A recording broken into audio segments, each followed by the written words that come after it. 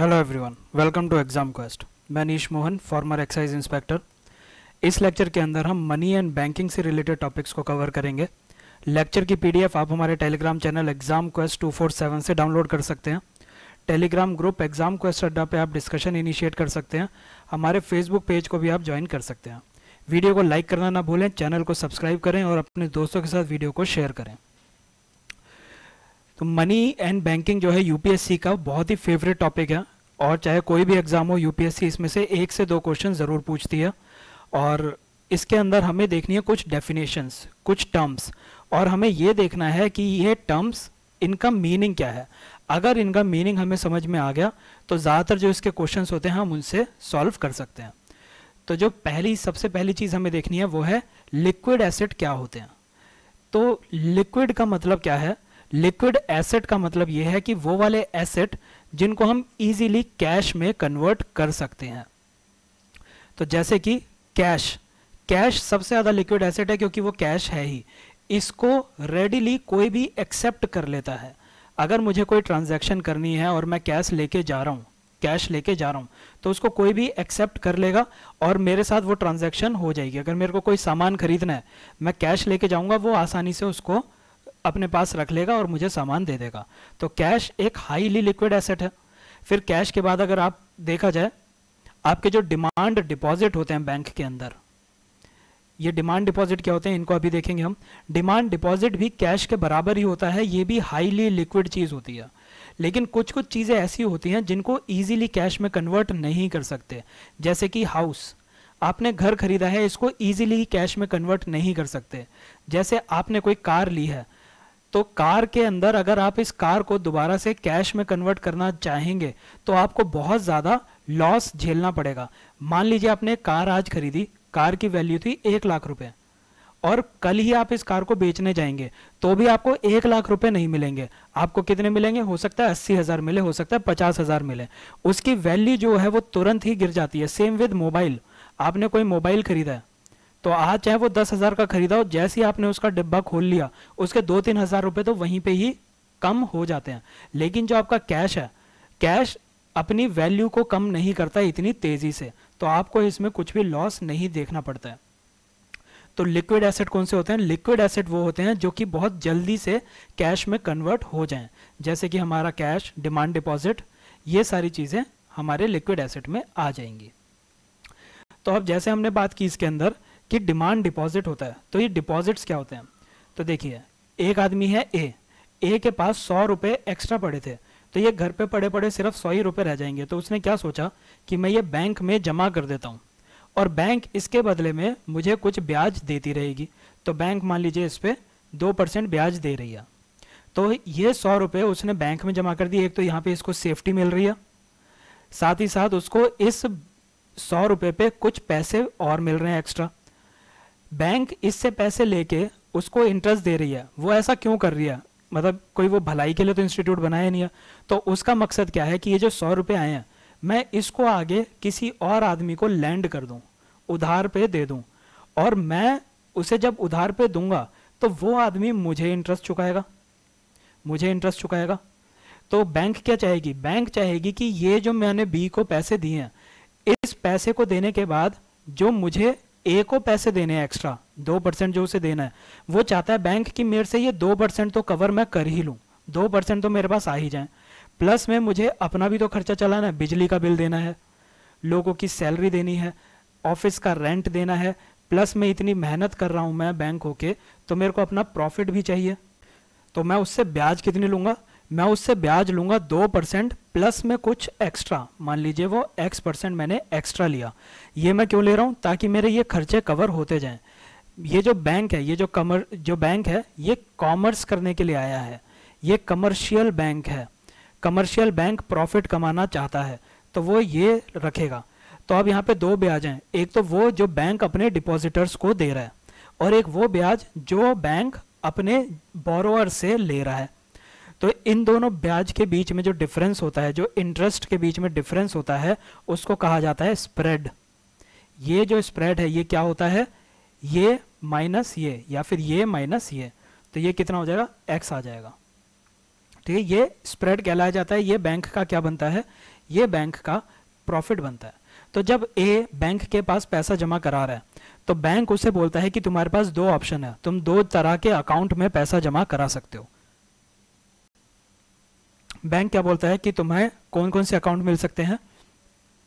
वो कहता है कि अगर तुम्हें अपने पैसे को बहुत ज्यादा सालों के लिए, मतलब जो 100 रुपए हैं वो तुम्हें जल्दी यूज नहीं करने, तुम्हारे पास काफी सालों के लिए ये 100 रुपए एक्स्ट्रा पड़े हैं, तो तुम एक काम करो, इसको टाइम डिपॉजिट में डाल दो। टाइम डिपॉजिट में डालने के बाद इसके ऊपर तुम्हें क्या बेनिफिट मिलेगा? इसके ऊपर मैं तुम्हें हाई इंटरेस्ट दूंगा, इस पे जो तुम्हें इंटरेस्ट रेट मिलेगा वो ज्यादा मिलेगा। लेकिन इसके साथ नुकसान क्या है कि मान लीजिए ये तुमने 20 सालों के लिए फिक्स डिपॉजिट करा लिया, 20 सालों का एफडी कराया है, तो 20 सालों तक तुम अपने पैसे को निकाल नहीं सकते। निकालोगे तो कुछ ना कुछ लॉस तुम्हें झेलना पड़ेगा। लॉस मतलब उसको कम प्रॉफिट मिलेगा, उतना बेनिफिट उसको नहीं मिल पाएगा। तो 20 साल के लिए एक तरह से क्या हो गया, बैंक ने कहा कि 20 सालों के लिए ये 100 रुपये अब मेरे पास रहेंगे, लेकिन बदले में मैं तुम्हें हायर इंटरेस्ट दे दूंगा। फिर वो जो आदमी जमा कराने आया था उसने कहा था लेकिन मेरे पास इतने टाइम के लिए एक्स्ट्रा नहीं है, हो सकता है मेरे को कल ही इनको यूज करना पड़ जाए, हो सकता है मेरे को कुछ थोड़े समय के बाद, कुछ महीने के बाद यूज करना पड़ जाए। तो बैंक कहेगा तो एक काम करो, तुम डिमांड डिपॉजिट के अंदर जमा करा दो। डिमांड डिपॉजिट के अंदर तुम जब भी हमसे डिमांड करोगे पैसों की, हम तुम्हें तुम्हारा पैसा दे देंगे। लेकिन इसमें नुकसान क्या है, इसमें या तो तुम्हें 0 इंटरेस्ट मिलेगा या फिर तुम्हें बहुत ही लो इंटरेस्ट मिलेगा। जहां टाइम डिपॉजिट में बैंक दे रही है 6 से 8% के आसपास, वहीं पे ही डिमांड डिपॉजिट में वो या तो 0 दे रही है या फिर दे रही है 2 से 2.5% के आसपास। लेकिन यहाँ पे उसको फायदा क्या मिल रहा है? यहाँ पे फायदा ये है कि वो इसको कभी भी निकाल सकता है। अब ये जो दो तरह के यहाँ पे हमने इंटरेस्ट देखे, अगर वो 0 इंटरेस्ट वाले में डालता है तो इसको कहते हैं करंट अकाउंट, और लो इंटरेस्ट वाले को कहते हैं सेविंग्स अकाउंट। करंट अकाउंट में क्या होता है, मान लीजिए कोई बिजनेसमैन है, उस बिजनेसमैन की दिन में ढेर सारी बार पैसा निकालना पड़ रहा है उसको बैंक से, ढेर सारी बार उसको पैसा जमा करना पड़ रहा है, बहुत ज़्यादा ट्रांजैक्शन हो रही हैं, 20-30 ट्रांजैक्शन हो रही हैं, तो उनके लिए करंट अकाउंट होता है। यहाँ पे उन्हें कोई भी इंटरेस्ट नहीं मिलता और उनकी ट्रांजैक्शन के ऊपर, चाहे वो विड्रॉ करें चाहे कुछ भी करें, ट्रांजैक्शन के ऊपर कोई भी लिमिट नहीं होती। लेकिन मान लीजिए बिजनेस नहीं है, कोई घरेलू आदमी है, उसको दिन में मैक्सिमम 2 से 3 बार उसको ट्रांजैक्शन करनी पड़ती है, ज़्यादा उसको ट्रांजैक्शंस की ज़रूरत नहीं है, तो यहाँ पे वो क्या करता है, सेविंग्स अकाउंट में डाल देता है। सेविंग अकाउंट्स के अंदर उसको लो इंटरेस्ट मिलता रहता है, लेकिन यहाँ पे कुछ लिमिट लगी होती है कि तुम इतनी ट्रांजैक्शन से ज़्यादा दिन में नहीं कर सकते। तो ये जो लिमिट वाला होता है इसको सेविंग्स अकाउंट कह देते हैं। अनलिमिटेड ट्रांजैक्शन करंट अकाउंट में होती है, और जहाँ पे कुछ समय के लिए फिक्स ही हो गया उसको कहा जाता है टाइम डिपॉजिट। तो बैंक्स के पास इस तरह के 2 तरह के डिपॉजिट होते हैं, टाइम डिपॉजिट और डिमांड डिपॉजिट।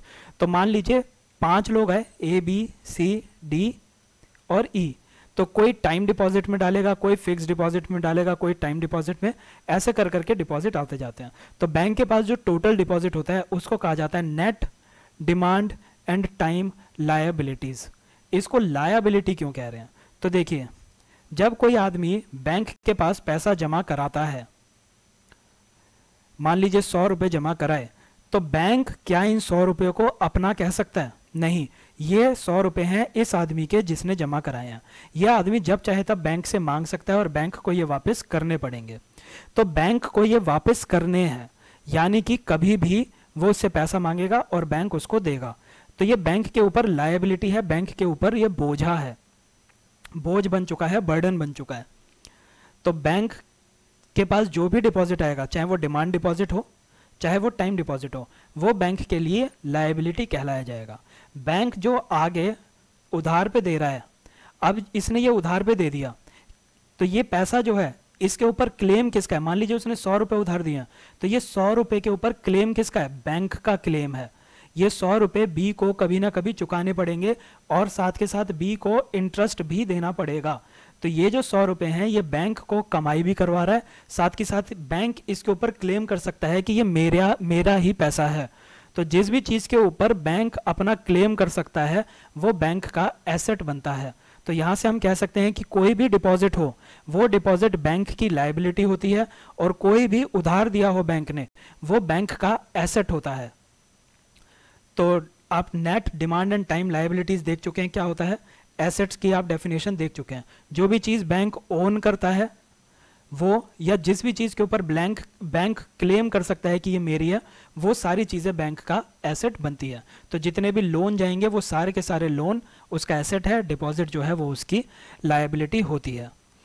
तो अब यहाँ पे हमने दो तरह के अकाउंट देखे, डिमांड डिपॉजिट और हमने देखा टाइम डिपॉजिट। डिमांड डिपॉजिट को कभी भी आदमी, ये क्या है, ये डिपॉजिट है, इसको कोई भी आदमी जिसने इसमें पैसा डाल रखा है वो कभी भी बैंक से डिमांड कर सकता है कि मुझे तो अपने डिमांड डिपॉजिट में से कैश निकालना है। यानी कि बहुत इजीली इसको कन्वर्ट किस में कर रहा है, कैश में कन्वर्ट कर रहा है। यानी कि डिमांड डिपॉजिट जो है वो ज़्यादा लिक्विड है।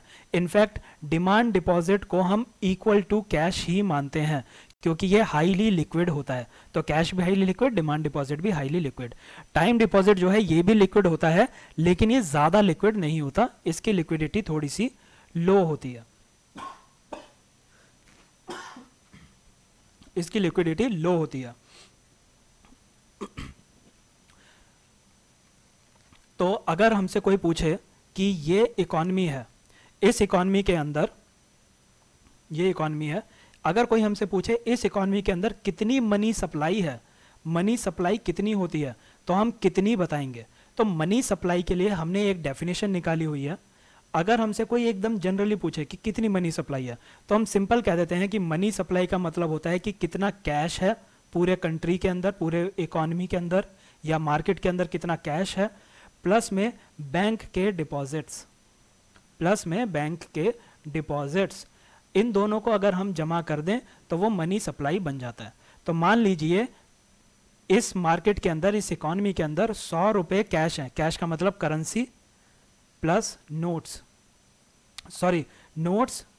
Plus coin. तो कैश को आप करेंसी भी कह सकते हैं, कॉइन प्लस नोट भी कह सकते हैं। तो मान लीजिए 100 रुपये का कैश है। बैंक डिपॉजिट में आप मान लीजिए डिमांड डिपॉजिट होंगे, कुछ टाइम डिपॉजिट होंगे। तो डिमांड डिपॉजिट मान लीजिए हैं 10, टाइम डिपॉजिट मान लीजिए हैं 20। जैसे बैंक होते हैं वैसे ही आपने सुना होगा इंडिया में पोस्ट ऑफिस भी एग्जिस्ट करते हैं। तो ये जो पोस्ट ऑफिस हैं ये भी बैंकिंग की, ये भी पैसे जमा कराने की फैसिलिटी प्रोवाइड करते हैं। तो जो पोस्ट ऑफिस हैं इनके पास भी कुछ सेविंग अकाउंट होते हैं, सेविंग के अकाउंट होते हैं। प्लस में पोस्ट ऑफिस की कुछ स्कीम्स चल रही होती हैं, स्मॉल सेविंग स्कीम्स भी चल रही होती हैं। पोस्ट ऑफिस के पास और भी डिपॉजिट होते हैं अदर टाइप के, ठीक है। और एक होता है इसका नेशनल सेविंग सर्टिफिकेट, ये इसकी एक स्कीम चलती है, national saving certificate.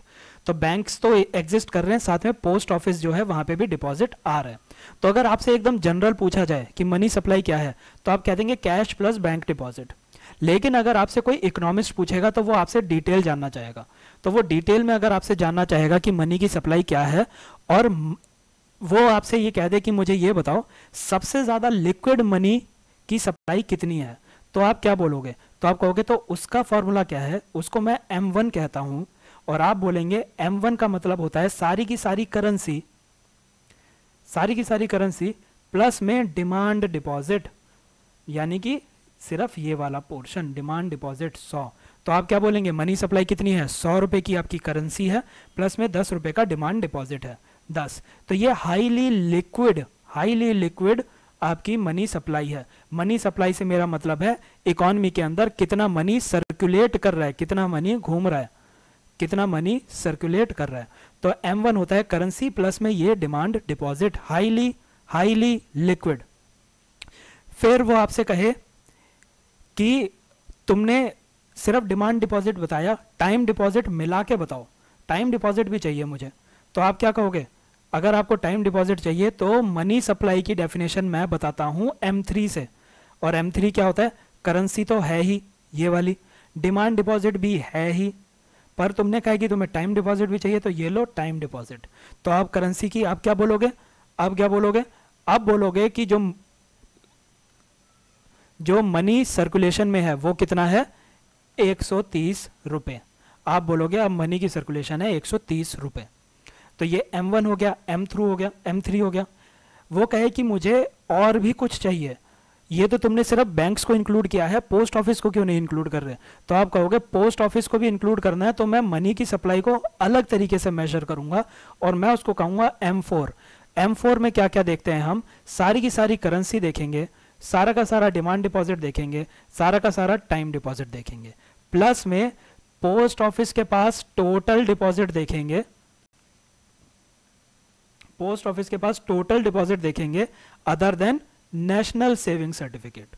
National saving certificate को छोड़ के सारा का सारा डिपॉजिट पोस्ट ऑफिस के पास वाला देख लेंगे। तो मैं इन्हीं को अगर अलग तरीके से लिखना चाहूं तो M1 क्या हो जाएगा? M1 हो जाएगा करेंसी प्लस में डिमांड डिपॉजिट। M2 क्या हो जाएगा? M2 क्या हो जाएगा? ये क्या चीज है? ये है M1। तो M2 क्या हो जाएगा? M2 हो जाएगा M1 प्लस में टाइम डिपॉजिट। और M4 क्या हो जाएगा? सॉरी ये M3 था, ये M3 है, M3। M4 क्या हो जाएगा? M4 क्या हो जाएगा? देखिए currency plus demand deposit plus time deposit, ये क्या चीज है? ये तो यही चीज है ना, ये चीज है। तो M4 हो जाएगा M3 प्लस में total deposit of post office other than national saving certificates. तो इस तरह से तुमने 3 मेजर बता दिए, M1, M3, M4। तो फिर उसने कहा M2 क्यों नहीं बता रहे हो तुम? तो तुम कहोगे ठीक है तो M2 ले लो। M2 क्या होता है?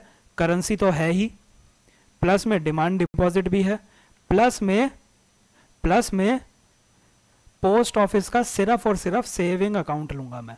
इन सबको अदर अकाउंट को, अदर डिपॉजिट्स को नहीं देख के चलूंगा, सिर्फ सेविंग अकाउंट लूंगा M2 के अंदर। तो करेंसी, डिमांड डिपॉजिट प्लस में पोस्ट ऑफिस का सेविंग बैंक का सेविंग अकाउंट, तो ये हमारी M2 हो जाएगी। अगर लिक्विडिटी की उसमें अरेंज करने को आ जाए तो आप कहोगे M1 हाईली लिक्विड है, M2 M1 से कम लिक्विड है, M3 M2 से भी कम लिक्विड है और M4 लीस्ट लिक्विड है, यानी कि कितने तेजी से वो कैश में कन्वर्ट हो सकता है। इनमें से M1 और M2 को हम कहते हैं नैरो मनी और M3 और M4 को कहते हैं हम ब्रॉड मनी। ब्रॉड मनी के अंदर टाइम डिपॉजिट और डिमांड डिपॉजिट दोनों आ रहे हैं, नैरो मनी के अंदर सिर्फ और सिर्फ डिमांड डिपॉजिट आता है। तो इस तरह से आप करेंसी की सप्लाई को बता सकते हैं। अब एक बारी नोट्स देख लेते हैं इसी की। देखिए ये पहले तो मनी के बारे में बताया हुआ है कि मनी क्या होता है।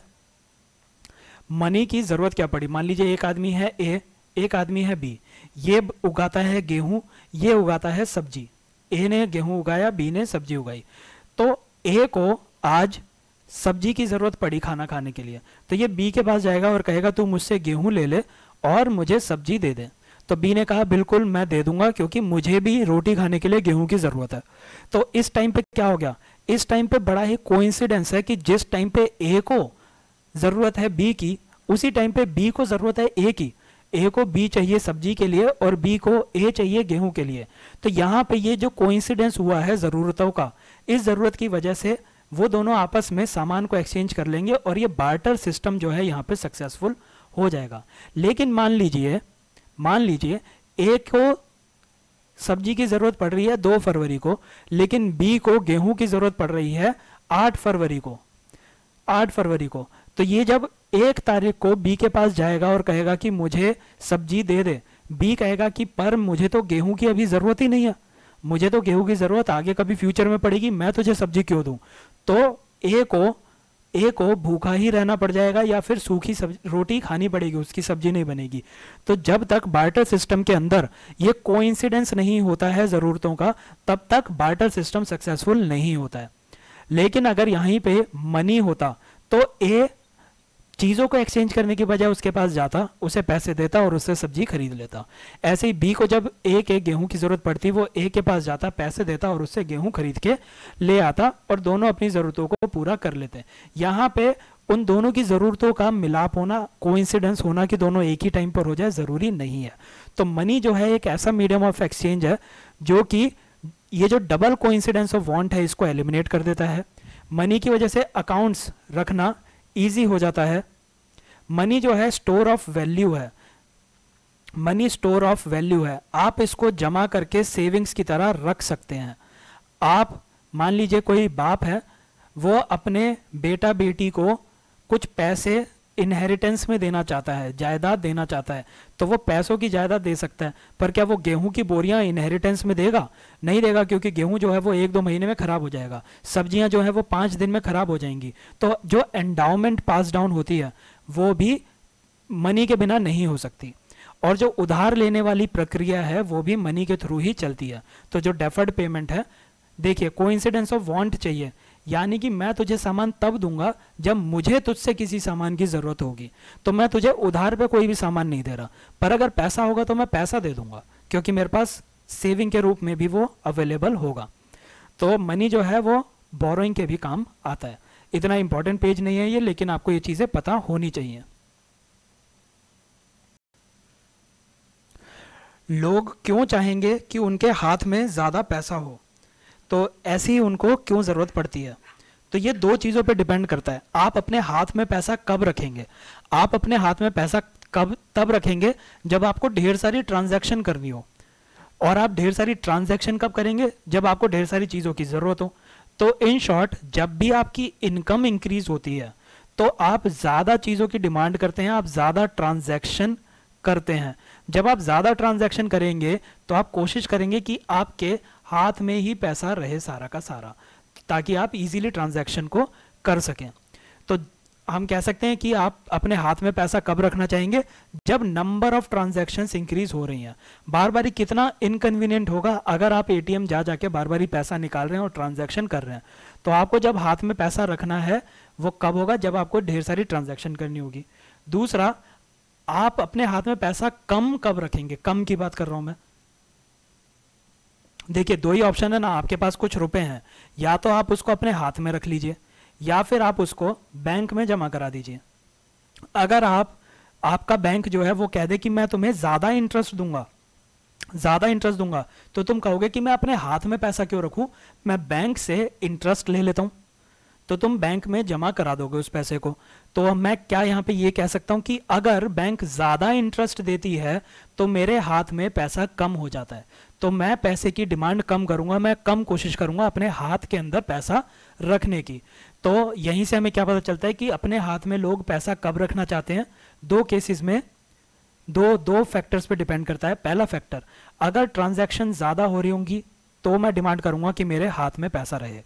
अगर बैंक इंटरेस्ट कम देगा तो मैं कहूंगा कि मैं अपने हाथ में ही रख लेता हूं, बार बार एटीएम से कौन निकालेगा।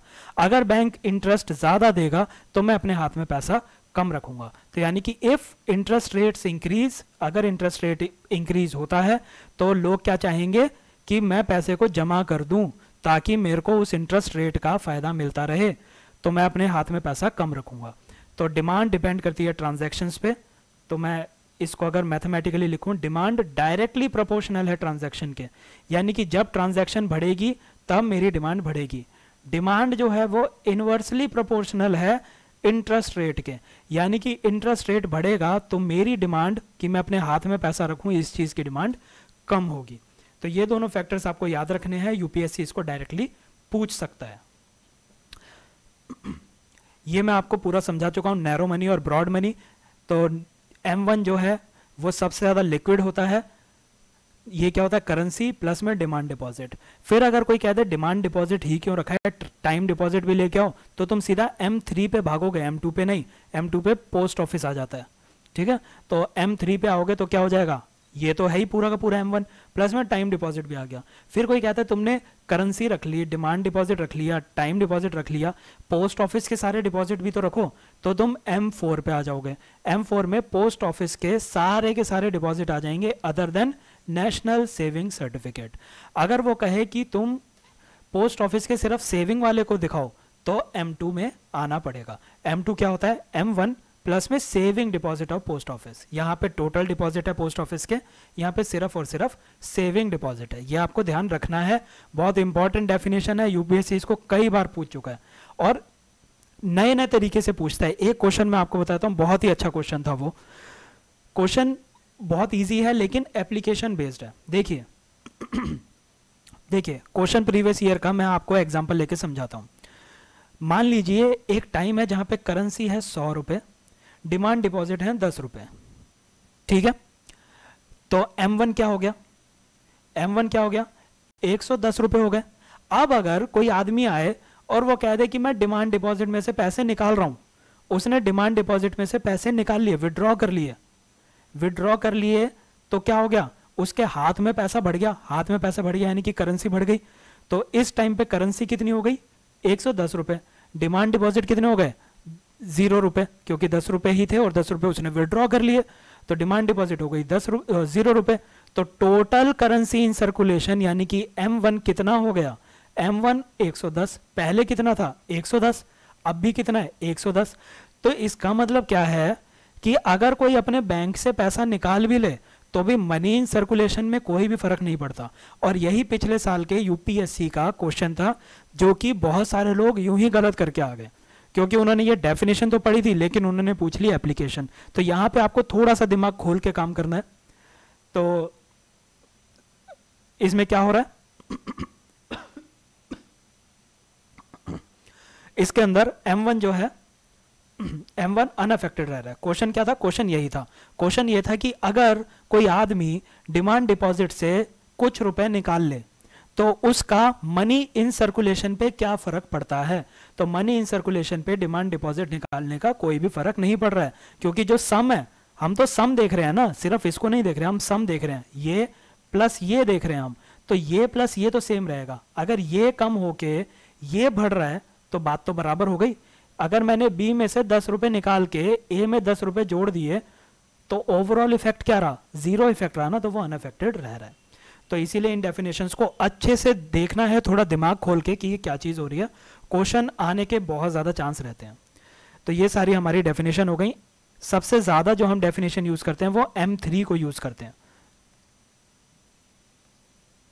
M3 जो है मोस्ट कॉमनली यूज्ड मेजर है मनी सप्लाई का। ठीक है, मनी सप्लाई को मेजर करने के 4 तरीके देखे हमने। मनी सप्लाई को मेजर करने के 4 तरीके कौन कौन से देखे, broad, narrow money and broad money. ये अलग अलग क्यों हो रहे हैं, क्योंकि अलग अलग तरह के डिपॉजिट हैं। डिमांड डिपॉजिट जो है वो लगभग कैश की तरह या फिर करेंसी की तरह ही काम करता है, और इसको चेकेबल डिपॉजिट कहा जाता है क्योंकि इसके अगेंस्ट चेक्स को इशू किया जा सकता है। डिमांड डिपॉजिट का हाईली लिक्विड होते हैं डिमांड डिपॉजिट भी, ये याद रखना है। अब कुछ डेफिनेशन देखनी है कि लीगल टेंडर क्या होता है। लीगल टेंडर कोई भी ऐसी चीज जिसको गवर्नमेंट कह दे, जिसको गवर्नमेंट कह दे कि ये आज से मनी है, वो लीगल टेंडर बन गया। जैसे कुछ 1000 रुपए के नोट एग्जिस्ट करते थे, गवर्नमेंट ने कहा कि आज से ये मनी नहीं है, तो वो लीगल टेंडर नहीं रहा। कल को अगर गवर्नमेंट आए और वो कह दे कि ये जो कागज है जिसपे मैंने लिखा हुआ है 1 रुपया, ये आज से मनी है, तो वो लीगल टेंडर बन गया। जब कोई चीज लीगल टेंडर बन जाती है तो आप उसको कोई भी ट्रांजैक्शन को सेटल करने के लिए यूज कर सकते हो। ट्रांजैक्शन सेटल करने का मतलब क्या होता है, ए है और बी है, बी बेच रहा है बलून और मुझे वो बलून खरीदना है, तो मैं उसके पास गया, मैंने कहा मुझे बलून दे दे, तो उसने कहा ये बलून 10 रुपए का है, तो मैं कहूँगा ठीक है, 10 रुपए का मैंने उससे बलून खरीद लिया। अब इस ट्रांजैक्शन को सेटल करने के लिए मुझे 10 रुपए उसको देने पड़ेंगे, तो मैं उसे 10 रुपए दूंगा। ये जो 10 रुपए हैं, अगर मैं कोई लीगल टेंडर दे रहा हूं तो उसको वो 10 रुपए रखने पड़ेंगे। वो 10 रुपए को मना नहीं कर सकता, वो ये नहीं कह सकता कि मुझे इस नोट की शक्ल पसंद नहीं है, अपनी जेब में रख। बी ऐसा बिल्कुल भी नहीं कह सकता है। तो ये लीगल टेंडर होता है, लीगल टेंडर को रिफ्यूज नहीं कर सकते। तो यानी कि अगर 1 रुपए का सिक्का लीगल टेंडर है, जो कि है, और मैंने कोई सामान खरीदा 999 रुपए का, तो मैं उसे 999 सिक्के दे सकता हूं, और वो ये नहीं कह सकता कि तू मुझे बंधे नोट दे, खुले मत दे। उसको ये एक्सेप्ट करने पड़ेंगे क्योंकि वो लीगल टेंडर है। लेकिन सिक्कों के साथ एक बड़ी दिक्कत यह है कि वो 1000 रुपए तक का ही सामान हम सिक्कों से खरीद सकते हैं। 1000 रुपए से ऊपर का अगर कोई सामान होगा तो हमें नोट यूज करना पड़ेगा। तो जो सिक्का है, क्योंकि इसके ऊपर एक लिमिट लगी हुई है, क्या लिमिट लगी है कि 1000 रुपए तक की ट्रांजैक्शन तुम सिक्के से कर लो, तो 1000 रुपए तक की लिमिट है, तो इस सिक्के को कहा जाता है लिमिटेड लीगल टेंडर, क्योंकि तुम सिर्फ 1000 रुपए तक का सेटल कर सकते हो। लेकिन जो नोट्स हैं, नोट्स अनलिमिटेड लीगल टेंडर होते हैं, और ये कहां पे लिखी हुई है, ये लिखी हुई है कॉइनेज एक्ट 2011 के अंदर। तो तुम नोट से कितने भी रुपए की ट्रांजैक्शन कर सकते हो और सामने वाले को एक्सेप्ट करना पड़ेगा। यानी कि तुम 5-5 के नोट देके 5 लाख रुपए भी अगर किसी को दोगे तो उसको वो लेने पड़ेंगे। अब फिएट मनी का क्या मतलब होता है? तो देखिए, जो भी नोट होता है, नोट एक पेपर का बना हुआ है। अब इस पेपर की वैल्यू क्या है? मान लीजिए इस पेपर की वैल्यू है 1 रुपया। इस नोट के ऊपर पर मैंने लिख दिया 2000 रुपए। इस नोट के ऊपर मैंने लिख दिया 2000 रुपए। अब मैं किसी के पास सामान लेने जाता हूं और मैं उसे ये 2000 रुपए का नोट देता हूं, तो अब वो मुझ पर भरोसा कर रहा है। क्या भरोसा कर रहा है? कि ये जो 2000 का नोट है ये बाजार में 2000 रुपए का चल जाएगा, तभी वो लेगा ना इसको। वरना पेपर की वैल्यू क्या है? 1 रुपया है। कल को अगर कोई कह दे कि ये 2000 का नोट नकली है, नकली नोट है, तो अगर वो उस 2000 नोट को बेचने भी जाएगा तो पेपर की वैल्यू कितनी आई? 1 रुपया आया, तो उसका तो नुकसान हो गया। तो आज की डेट में जो करेंसी चल रही है, ये सारी करेंसी वो होती हैं जिनके मेटल की, जिसके रॉ मटेरियल की, जिससे वो करेंसी बनी है, उसकी वैल्यू ना के बराबर है। यानी कि जो सिक्का बना हुआ है उस सिक्के पे भले ही 10 रुपए लिखा है, लेकिन अगर इस सिक्के को पिघला के मैं इसका मेटल बेचूं तो उससे हो सकता है मुझे 1 रुपया भी ना मिले, है ना। तो अब ये लोग ले क्यों रहे हैं? 2000 रुपए को ले क्यों रहे हैं जब इसकी कोई वैल्यू नहीं है? तो 2000 रुपए लोग इसलिए ले रहे हैं क्योंकि नोट के बगल में लिखा होता है I promise to pay the bearer a sum of rupees 2000, यानी कि मैं वादा करता हूं कि जिसके पास भी ये नोट है उसको मैं 2000 रुपए दूंगा। और नीचे साइन किसके हो रहे होते हैं? साइन हो रहे होते हैं आरबीआई के गवर्नर के। यानी कि इन शॉर्ट वो क्या हो रहा है? ये पेपर क्या कह रहा है? पेपर ये कह रहा है कि ये जो पेपर है, इस पेपर के बदले आरबीआई तुम्हें 2000 रुपए देने की प्रॉमिस कर रही है। यानी कि इस पेपर की वैल्यू कहां से आ रही है? वो आ रही है आरबीआई की इस स्टेटमेंट से कि अगर ये जो नोट है, अगर ये नोट पूरी दुनिया में कोई ना ले, कोई भी ना ले, इस नोट को दुनिया में कोई भी नहीं ले रहा, मैं इस नोट से एक भी चीज नहीं खरीद सकता, तो भी मैं इसको आरबीआई के पास लेके जाऊंगा और जो आरबीआई है वो मुझे 2000 रुपए देगी। तो भले ही इस पेपर की फिजिकल पेपर की जो वैल्यू है वो 1 रुपया भी नहीं है, लेकिन क्योंकि आरबीआई ने मुझे ये भरोसा दिलाया है कि मुझे 2000 रुपए मिलेंगे ही, तो मैं इस नोट के ऊपर भरोसा कर लेता हूं। जब तक मैं आरबीआई के पास नहीं जा रहा इस नोट को लेके, तब तक मैं मार्केट में इस नोट से अपनी ट्रांजैक्शन करता रहूंगा। हर कोई इस नोट को लेता जाएगा, मुझे सामान देता जाएगा, क्योंकि उसको भी भरोसा है आरबीआई के ऊपर कि आरबीआई उसको 2000 रुपए पे कर देगा। तो ये वाले जो मनी होते हैं जिनकी खुद के मटेरियल की कोई वैल्यू नहीं होती, लेकिन उसको किसकी बैकिंग मिली हुई है? उसको बैकिंग मिली हुई है गवर्नमेंट की, उनको कहा जाता है फिएट मनी।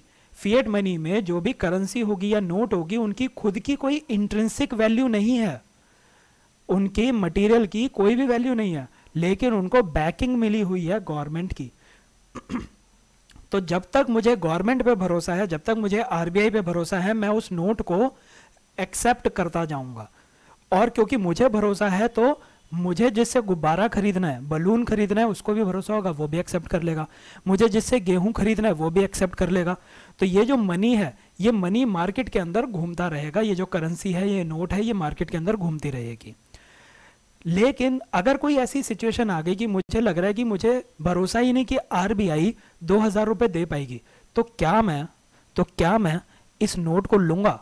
मैं इस नोट को लेने से मना कर दूंगा। क्यों मना कर दूंगा? क्योंकि इस पेपर की कोई वैल्यू ही नहीं है ना। पेपर की वैल्यू तब तक है जब तक कि मुझे भरोसा है, जब तक कि आरबीआई और गवर्नमेंट स्टेबल है। अगर मुझे इस पर भरोसा नहीं होगा, मुझे पता है कि पेपर की वैल्यू है 1 रुपया, तो अगर मान लीजिए किसी ने सामान खरीदा 1 रुपए का, किसी ने सामान खरीदा 1 रुपए का, और वो मुझे 1 रुपए का नोट दे रहा है, सॉरी, किसी ने सामान खरीदा 2000 रुपए, किसी ने सामान खरीदा 2000 रुपए का, और वो मुझे 2000 का नोट दे रहा है, तो मैं कहूंगा देख भाई, तेरे इस नोट की वैल्यू है 1 रुपया, जो कागज है, इस कागज की वैल्यू है 1 रुपया, और मुझे भरोसा नहीं है तेरी गवर्नमेंट के ऊपर, मुझे भरोसा नहीं है कि गवर्नमेंट मुझे 2000 रुपए दे देगी, तो मैं तेरा ये 2000 रुपए में अपना 2000 का सामान नहीं दूंगा। तो ये कहेगा यार पर मुझे सामान की जरूरत है, कुछ तो कर। तो वो क्या कहेगा, वो कहेगा कि इस पेपर की वैल्यू 1 रुपया, तो एक काम कर, मुझे ऐसे पेपर 2000 पेपर दे दे, ताकि मैं इस पेपर को रद्दी में बेच के 2000 रुपए निकाल सकूं। ये मतलब बहुत रूड एग्जाम्पल है, पर ये एक एग्जाम्पल है। तो वो क्या कहेगा कि मुझे 1 रुपए वैल्यू है इस पेपर की, मुझे 2000 ऐसे पेपर दे दे, तो मैं उससे 2000 रुपए किसी तरह रिकवर कर लूंगा और तू मेरा 2000 का सामान ले जा। तो अल्टीमेटली वो क्या कह रहा है उस आदमी से, वो उस आदमी से कह रहा है कि तू 2000 के मुझे जब 2000 नोट देगा तब मैं तुझे 2000 का सामान दूंगा। तो वो उससे कितने लाखों रुपए मांग रहा है, कितने लाखों रुपए मांग रहा है बदले में उसको सामान देने के। वो इतने रुपए में 2000 का सामान बेच रहा है।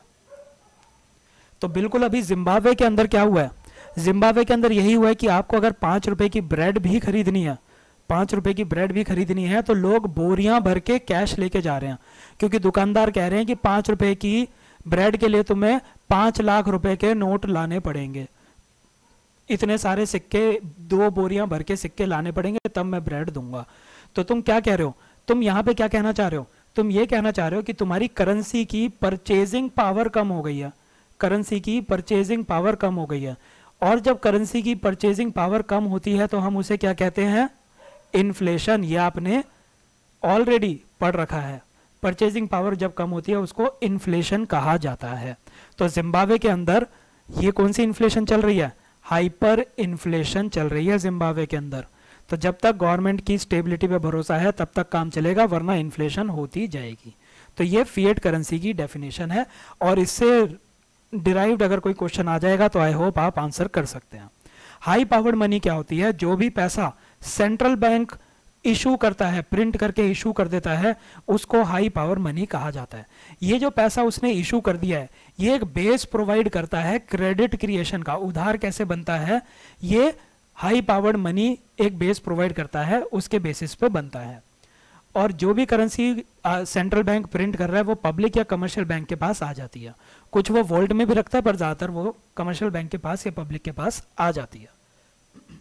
ये मैं आपको ऑलरेडी बता चुका हूं कि जिसके पास ज्यादा पैसा है वो सेवर है, वो बैंक के पास पैसा जमा करा देगा, बैंक जो है उस पैसे को बोरोअर को दे देगा, बैंक सेवर को कुछ इंटरेस्ट देता है और बोरोअर से कुछ इंटरेस्ट लेता है। ये जो इंटरेस्ट के बीच में डिफरेंस होता है उसको स्प्रेड कहा जाता है, और यही बैंक का प्रॉफिट बनता है। जो डिपॉजिट हो रहे हैं, डिपॉजिट होती है लायबिलिटी, और जो लोन दिए जा रहे हैं वो होती है एसेट। यह डायरेक्ट क्वेश्चन आया हुआ है कि एसेट क्या होता है, लायबिलिटी क्या होती है, और रिसेंटली आया है, 1-2 साल पहले ही आया है। बैंक्स के लिए एसेट क्या है, ऐसी सारी चीजें जिनको वो ओन करता है, मालिकाना हक है जिनके ऊपर, जैसे बैंक का फर्नीचर वो उसका एसेट है। ऐसी जो भी चीज जिसको बैंक अपना क्लेम कर सकता है जिसके ऊपर, वो है उसका एसेट। तो लोन के ऊपर बैंक अपना क्लेम कर सकता है तो वो उसका एसेट बन जाती है। तो एसेट बैंक के क्या होते हैं, ये डेफिनेशन है, ये फॉर्मूला है, आप याद कर लीजिए। लोन प्लस में रिजर्व्स। रिजर्व्स क्या होते हैं, अब आप ये देखिए। जैसे सुमित को जब पैसे जमा कराने होंगे, सुमित एक आम नागरिक है, इसको जब भी पैसा जमा कराना होगा तो वो किसी कमर्शियल बैंक के पास जाएगा, जैसे कि स्टेट बैंक के पास जाएगा और वो पैसा जमा करा देगा। अब मान लीजिए सुमित की जगह स्टेट बैंक है और स्टेट बैंक अपने सरप्लस को कहीं जमा कराना चाहता है, तो वो किसके पास जाएगा, वो आरबीआई के पास जाएगा। तो जैसे सुमित का अकाउंट स्टेट बैंक अपने यहाँ पे सुमित का अकाउंट खोल देगा, वैसे ही RBI Reserve Bank of India State Bank का एक अकाउंट खोल देगा।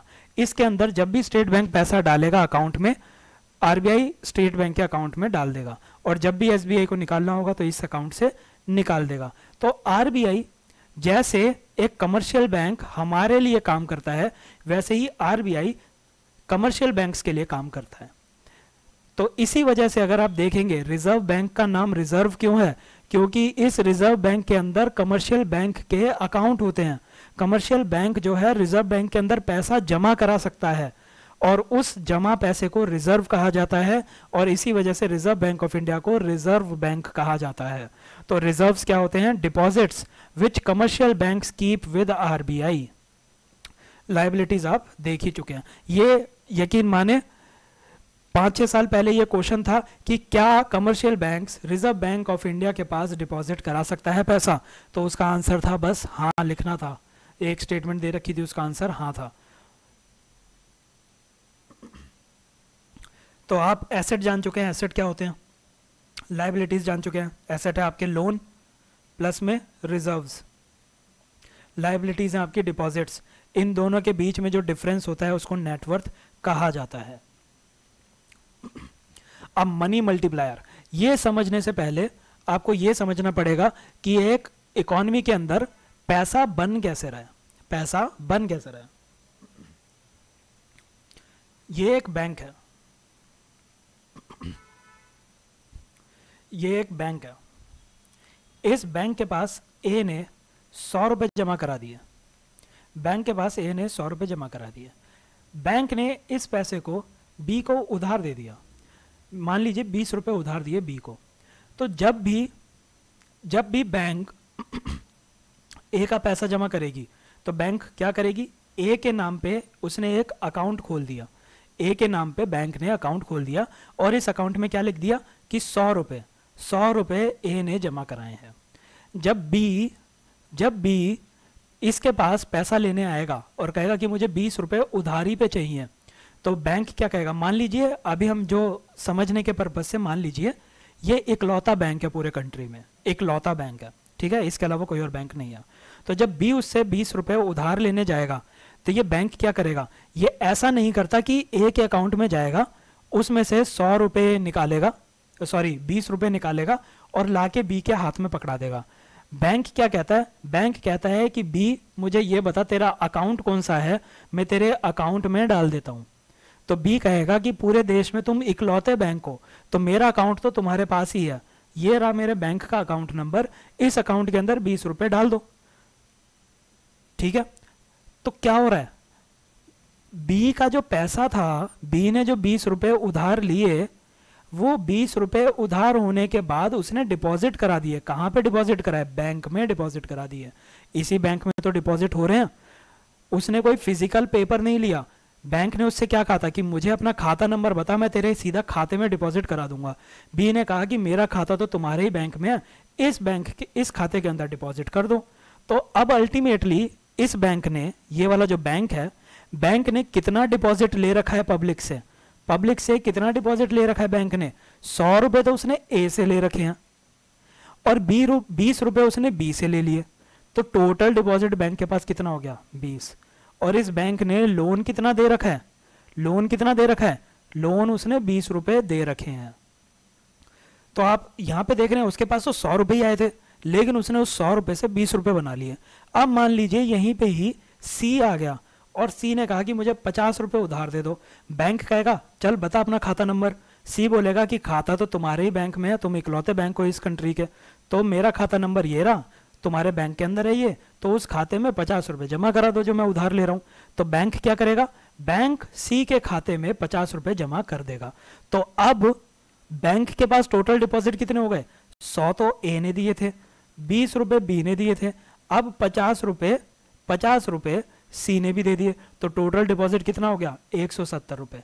और टोटल लोन कितना हो गया, बी को उसने 20 रुपए लोन दे रखा है और सी को उसने 50 रुपए लोन दे रखा है, 70 रुपए टोटल लोन हो गया। तो ये बहुत ही सिंपलिस्टिक एग्जांपल है कि कैसे मनी मल्टीप्लाई होता जा रहा है, मनी जो है बढ़ता ही जा रहा है। 100 रुपए जमा कराए हैं, असली में बैंक के पास जो करेंसी आई वो तो 100 रुपए की आई, लेकिन उसने उस 100 रुपए से 170 रुपए बना दिया। अब यहां पे एक खतरा आ रहा है, एक खतरा आ रहा है, और वो खतरा क्या है कि यहां पे तो हमें ऐसा लग रहा है कि बैंक को जितना मन करे वो उतना लैंड कर सकता है। खतरा तो इसको लाल से लिखते हैं। खतरा किस चीज का है यहां पे बैंक का, कि बैंक कर सकता है ओवर लैंडिंग, यानी कि उधार देना कुछ ज्यादा ही कर सकता है वो। और ये जो ओवर लैंडिंग है कल को ये ट्रबल बन सकती है, कल को ये ट्रबल बन सकती है। कैसे ट्रबल बन सकती है, मान लो अभी तो बैंक उनके अकाउंट में जमा करा रहा है, अब एकदम से ए ने कहा कि मेरे 100 रुपए हैं जो मुझे चाहिए, तो वो बैंक से 100 रुपए निकाल लेगा। मान लो उसने विड्रॉ कर लिए, उसी टाइम पे बी आ जाए और बी ने भी विड्रॉ कर लिए, सी आ गया, सी ने भी विड्रॉ कर लिए। बैंक के पास असली में पैसा कितना था? बैंक के पास असली में कैश कितना आया था? 100 रुपए आए थे, लेकिन उसने उधार दे दे के वो 170 बना लिए। उसने क्या एज्यूम किया कि सारे के सारे लोग एक ही दिन पैसा मांगने थोड़ी आ जाएंगे। अगर ए पैसा मांगने आएगा तो मैं ए को दे दूंगा 100 रुपए, बी मांगने आएगा तो बी को दे दूंगा 20 रुपए, सी आएगा तो मैं उसको दे दूंगा 50 रुपए। पर मान लीजिए ये तीनों के तीनों एक साथ ही आ पड़े और तीनों ने कहा कि हमें पैसे दे दो। असली में बैंक के पास कितने हैं? 100 रुपए। पैसे अब निकालने कितने आ गए? 170 रुपए। तो बैंक आ गया ट्रबल में। क्यों ट्रबल में आ गया? क्योंकि उसने ओवर लैंडिंग कर रखी थी। तो इस ओवर लैंडिंग से बचाने के लिए हम एक कॉन्सेप्ट लेके आए हैं। उस कॉन्सेप्ट के अंदर क्या कहते हैं कि कुछ पैसा ऐसा है जिसको बैंक उधार पे नहीं दे सकता। कुछ पैसा ऐसा होगा जिसको बैंक उधार पे नहीं दे सकता। उस पैसे को कहा जाएगा कैश रिजर्व रेशियो। उस पैसे को क्या कहेंगे हम? Cash reserve ratio.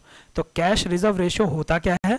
Cash reserve ratio होता है कि बैंक के पास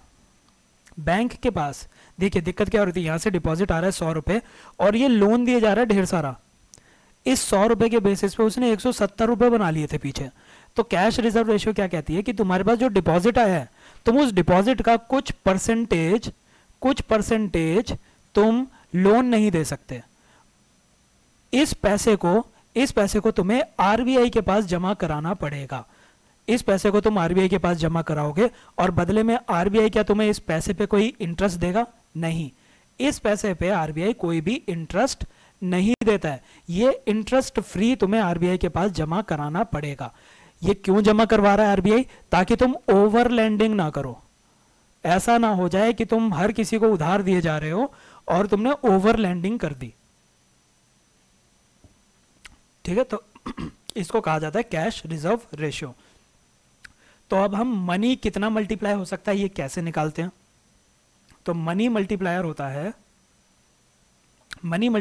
1 बाय कैश रिजर्व रेशियो। तो मान लीजिए अगर सेंट्रल बैंक कह दे कि तुम्हें 20% कैश रिजर्व रेशियो रखना पड़ेगा, यानी कि अगर तुम्हारे पास टाइम डिपॉजिट है 100 रुपए, डिमांड डिपॉजिट है 200 रुपए, तो टोटल यानी कि net demand and time liabilities कितनी हो गई?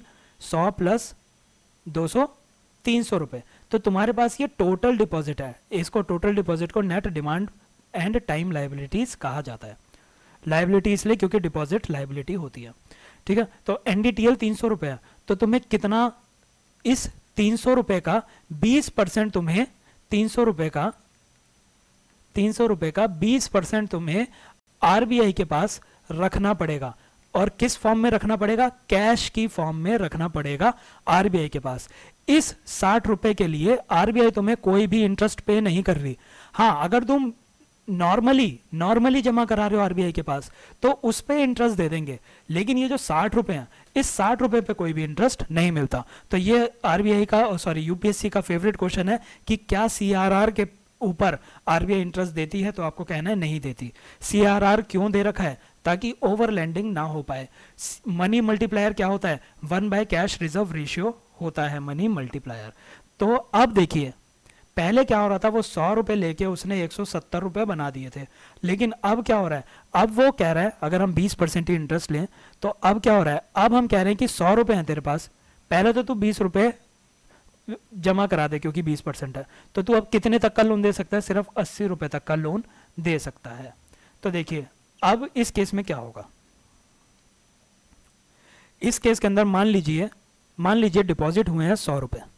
100 रुपए पे 20% कैश रिजर्व रेशियो की रिजर्व रिक्वायरमेंट थी, तो तुमने 20 रुपए जो है वो जमा करा दिए। किसके पास? आरबीआई के पास जमा करा दिए। तो अब तुम कितने तक का लोन दे सकते हो? 80 रुपए तक का तुम लोन दे सकते हो। तो मान लीजिए तुमने 80 रुपए का लोन दे दिया, 80 रुपए का लोन दे दिया। अब ये 80 रुपए कहां जाएंगे? बैंक में ही तो डिपॉजिट होंगे, जो हमने पिछला एग्जाम्पल देखा था। तो बैंक में डिपॉजिट हुए तो 100 रुपए पहले से डिपॉजिट थे, 80 रुपए उसने और डिपॉजिट कर लिए, 180 रुपए हो गए। ठीक है, अब इस 180 रुपए पे अब डिपॉजिट कितना है? 180। हमारा फॉर्मूला क्या है सीआरआर का? सीआर का फॉर्मूला है 20% of net demand and time liabilities. तो 20% किसका देखेंगे अब हम, इसका देखेंगे ना, क्योंकि अब टोटल डिपॉजिट 180 हो गए, तो 180 रुपए का टोटल जो सीआरआर आएगा वो आएगा 36 रुपए, 36 रुपए। ठीक है, अब तुम क्या कहोगे, तुम्हारे पास असली में कैश कितना पड़ा है, 100 रुपए तुम्हारे पास असली कैश पड़ा है। उस असली कैश में से 36 रुपए अब तुम्हारी नई रिक्वायरमेंट हो गई है, पहले 20 रुपए थी रिक्वायरमेंट, अब नई रिक्वायरमेंट कितनी हो गई है, 36 रुपए नई रिक्वायरमेंट हो गई है। अब तुम्हें आरबीआई के पास कितने रुपए जमा कराने हैं, 36 रुपए। असली में कितने थे, 100 रुपए। 36 रुपए तुमने आरबीआई के पास जमा कराने हैं अब। तो अब तुम कितने का लोन दे सकते हो, 64 का लोन दे सकते हो। तो अब तुम क्या करोगे, 64 का लोन तुमने दे दिया। ये जो लोन दिया है ये भी किसी बैंक अकाउंट में जमा होगा। तो अब टोटल डिपॉजिट क्या हो गया, टोटल डिपॉजिट क्या हो गया, टोटल डिपॉजिट हो गया 180 प्लस में 64, तो ये कितना हो गया आपका 244। तो यहां पे आ गया 244। तो अब आप इसका 20% निकालेंगे, क्योंकि अब डिपॉजिट कितना है, टोटल डिपॉजिट हो गया है अब इतना 244।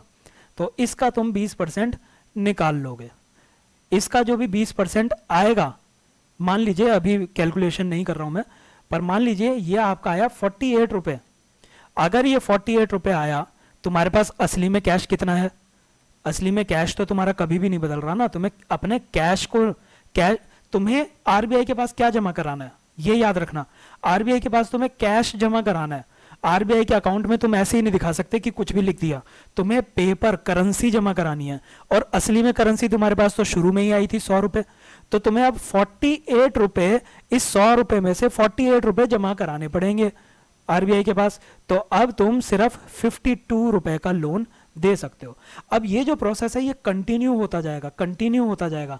और ये प्रोसेस कब तक कंटिन्यू होता जाएगा, ये तब तक कंटिन्यू होता जाएगा जब तक कि तुम्हें पूरे के पूरे 100 रुपए आरबीआई के पास जमा ना कराने पड़ जाए। तुम्हारे पास अब कोई कैश ही नहीं बचा रखाने के लिए।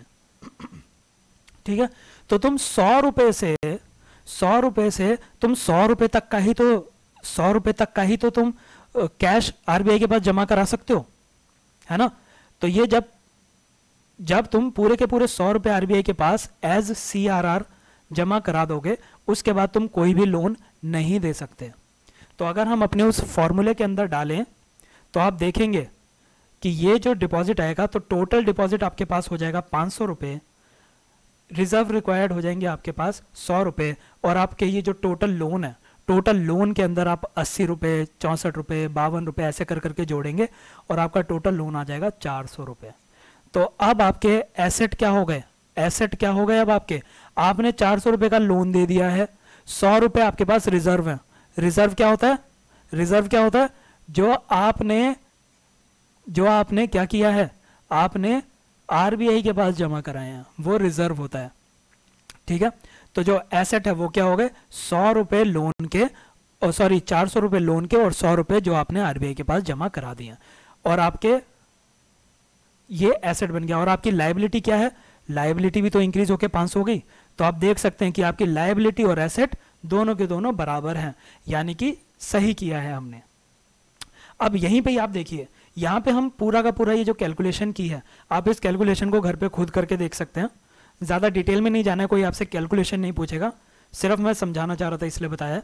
तो यहाँ पे सीआरआर रिक्वायरमेंट 20% थी, 20% थी। ठीक है, अगर मैं कह दूं कि 20% नहीं 25% तुझे आरबीआई के पास रखना पड़ेगा, तो अब उसको ज्यादा रुपए आरबीआई के पास रखने पड़ेंगे। अगर वो ज्यादा रुपए आरबीआई के पास रख रहा है तो उसका लोन देने की जो ताकत है वो कम हो जाएगी ना। मान लीजिए किसी के पास 100 रुपए हैं, 100 में से कह दें अगर हम कि 25 रुपए तू आरबीआई के पास रख दे, तो वो सिर्फ 75 रुपए दे सकता है। अगर हम कह दें कि 100 में से 20 रुपए आरबीआई के पास रख, तो उसको 80 रुपए दे सकता है वो लोन। तो क्या हम यहाँ पे क्या कह सकते हैं बहुत आसानी से, कि अगर सीआरआर को इंक्रीज किया जाता है, अगर सीआरआर को इंक्रीज किया जाता है तो क्रेडिट यानी कि लोन देने की ताकत कम हो जाती है।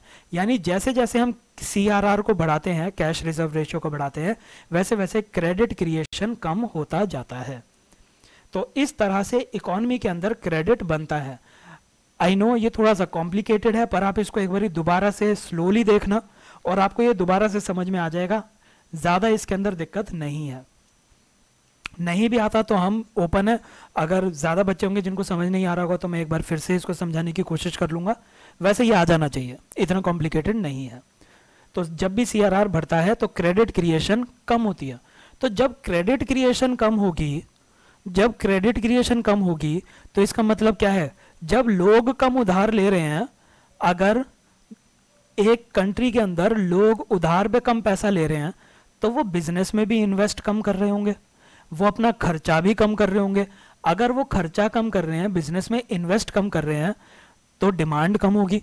डिमांड कम होगी तो क्या हो रहा है, तो चीज़ों के दाम कम आने शुरू हो जाएंगे, चीज़ों के दाम कम आने शुरू हो जाएंगे। इस कॉन्सेप्ट को मैं आपको एक बार दोबारा समझाऊंगा जब हम नेक्स्ट लेक्चर के अंदर पूरा repo rate, reverse repo rate करेंगे, तब इस कॉन्सेप्ट को CRR वाले को मैं दोबारा से समझाऊंगा। पर मनी क्रिएशन, क्रेडिट क्रिएशन समझाना मेरा मोटिव था इस लेक्चर में। आई होप आपको समझ में आ गया होगा। तो अब कुछ और फैक्ट देख लेते हैं हम।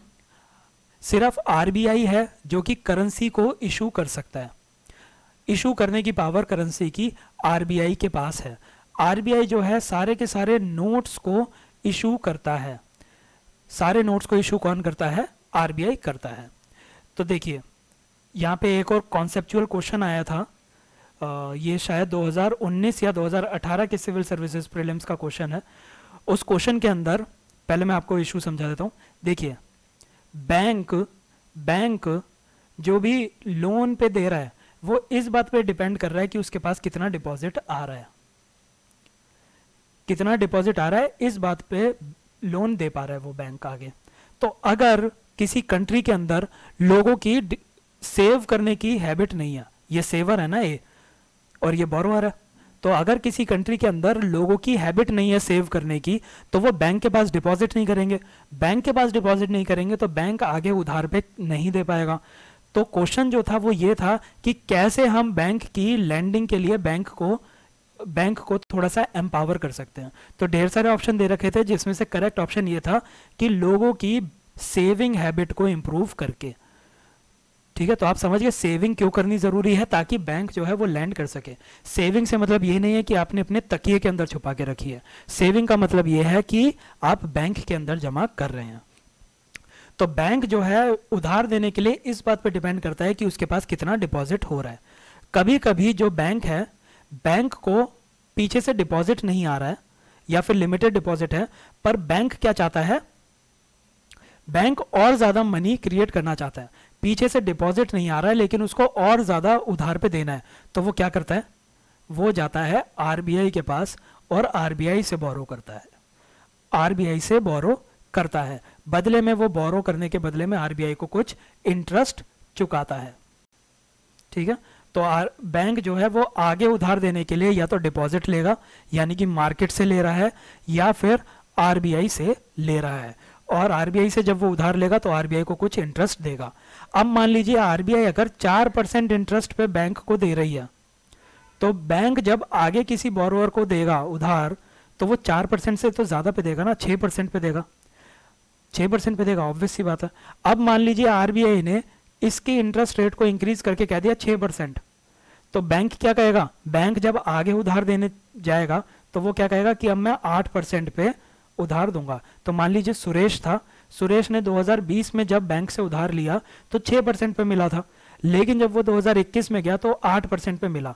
तो सुरेश ने पूछा कि तुम मुझे 8% पे क्यों दे रहे हो, तो बैंक कहेगा कि देखो मुझे 2020 के अंदर RBI 4% पे उधार देती थी, तो मैं तुम्हें 6% पे दे देता था, लेकिन अब RBI मुझे 6% पे दे रही है तो मैं तुम्हें 8% पे ही दे पाऊंगा।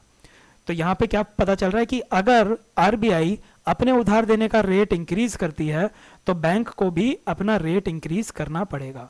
और जब भी बैंक अपने उधार देने के रेट को इंक्रीज करेगी, जब भी बैंक अपने उधार देने वाले रेट को इंक्रीज करेगी, तब लैंडिंग के अंदर स्लो डाउन आ जाएगा। पहले उधार लेने पे सुरेश को 6 रुपए देने पड़ रहे थे, अब उधार लेने पे सुरेश को 8 रुपए देने पड़ रहे हैं, तो उसको 2 रुपए एक्स्ट्रा देने पड़ रहे हैं, तो वो 2 रुपए से ज्यादा दुखी हो गया है, तो वो कम लैंडिंग करेगा, कम उधार लेगा, कम बोरोइंग करेगा। तो जब भी RBI अपना इंटरेस्ट बढ़ाती है तब बैंक भी अपना इंटरेस्ट बढ़ाने की कोशिश करती है, जरूरी नहीं है कि वो बढ़ा दे।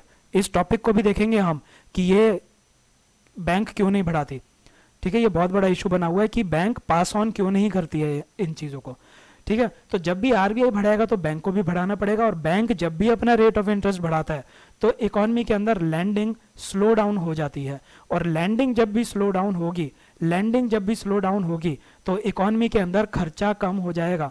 जब तुम उधार ही नहीं ले रहे तो तुम खर्चा नहीं कर पा रहे, और जब तुम खर्चा नहीं करते हो तो क्या होता है, चीज़ों की डिमांड कम हो जाती है, और जब भी चीज़ों की डिमांड कम होती है तो उन चीज़ों का जो दाम है, जो प्राइस है, वो घटना चालू हो जाता है।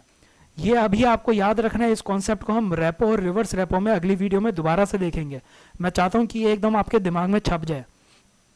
ठीक है, तो कमर्शियल बैंक को जब भी फंड्स चाहिए होते हैं क्रेडिट क्रिएट करने के लिए, वो या तो मार्केट में जाएगी या फिर आरबीआई से बोरो करेगी। आरबीआई जो है बैंकर का लेंडर ऑफ लास्ट रिजॉर्ट होता है, तो वो ढेर सारे इंस्ट्रूमेंट्स के थ्रू पैसा प्रोवाइड करता है आरबीआई को। यही जो इंस्ट्रूमेंट है हम आगे जाके रेपो और इन सब के अंदर देखेंगे। ये आरबीआई के टूल हम अपने अगले लेक्चर में देखेंगे। एक आरबीआई के फंक्शंस को हम देख लेते हैं इस वीडियो में।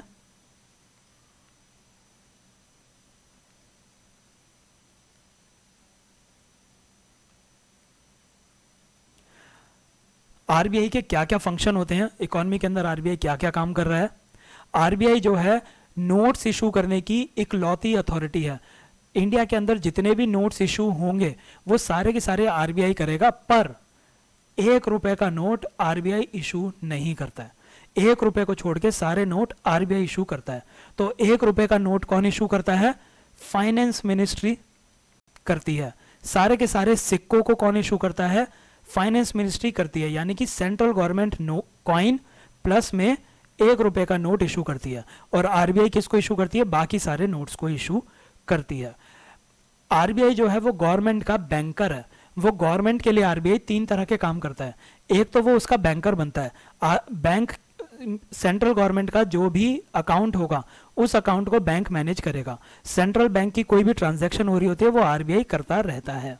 ठीक है, तो एक तो वो बैंकर की तरह काम कर रहा है। दूसरा, आरबीआई गवर्नमेंट के लिए एजेंट का काम करता है।